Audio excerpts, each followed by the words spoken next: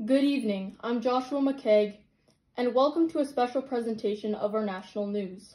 Continuing with our historical look at important Canadian events. Tonight we start with a very special presentation that helped shape the country we call home. Tonight we look at the fur trade that helped create Canada. Most importantly, we look at the most important stage of the fur trade, Stage 4, the push westward. According to the textbook Our Canada, Stage 4 of the fur trade took place from 1760 to 1821, and it was in this stage that the beginning of what would become Canada began to take its shape. It was the most important stage that European explorers began to leave the traditional Francophone and Anglophone areas of Upper and Lower Canada. These explorers pushed westward into new uncharted territory that Indigenous people inhabited. The Northwest Company pushed from the Western Great Lakes, while the Hudson's Bay Company pushed from the Hudson's Bay and Northern Ontario. The first fur trading posts were set up throughout 1700s in Manitoba, but the push westward continued. According to the Canadian Encyclopedia.ca, by 1776, the Hudson's Bay Company had reached modern-day Prince Albert, Saskatchewan when they set up Fort Sturgeon. By 1788, they established Fort Chipewyan and Fort Edmonton by 1795. By 1799, they had reached the foothills when they established Rocky Mountain House. The Northwest Company established similar settlements through southern Manitoba, Saskatchewan, and Alberta.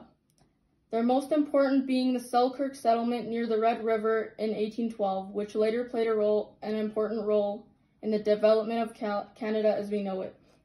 This phase of the fur trade was very unique because it involved very rapid expansion to the west and helped establish Rupert's Land, which would eventually be sold to Canada. It kept these lands away from aggressive American expansion and was crucial to creating the modern country that now stretches from the Pacific to the Atlantic Ocean. This phase also includes the time when New France became a British colony. The Northwest Company was created out of this change in 1779, which further led to the expansion of southern Canada. This movement of French peoples also led to a huge Métis population throughout Western Canada and the unique cultural society that created. This mixing and movement of peoples created large settlements of people and allowed population growth in these areas. Many of these original settlements are still in existence today, and some are now metropolis cities. Likely, the most important single event of this stage of the fur trade was when New France became a British colony in 1763. The fur trade switched to a British mercantile system, which was a huge economic change.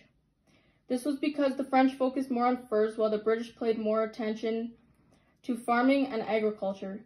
As a result, the Northwest Company was formed by independent French merchants who wanted to compete with the Hudson's Bay Company. The resulting competition worked to increase the people movement west of people, supplies, and trade. The Métis people that resulted from primarily French traders and female Indigenous helped to create a moderator of sorts between the Europeans and the Indigenous cultures to the west. This also led to missionaries who set up more settlements in an effort to spread the word of Christianity to the Indigenous people.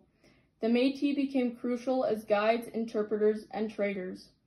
Many famous people were involved in this phase of the fur trade. Most of them are remembered today as great explorers of the vast new territories. They were mostly, in fact, paid by the two large fur trading companies to set up new territories for these companies to hunt in. David Thompson was probably the most famous of these explorers. According to Wikipedia, he used the trading post to set up by the Hudson's Bay Company as base camps for his explorations. These camps included Fort Edmonton, Rocky Mountain House, and Jasper House.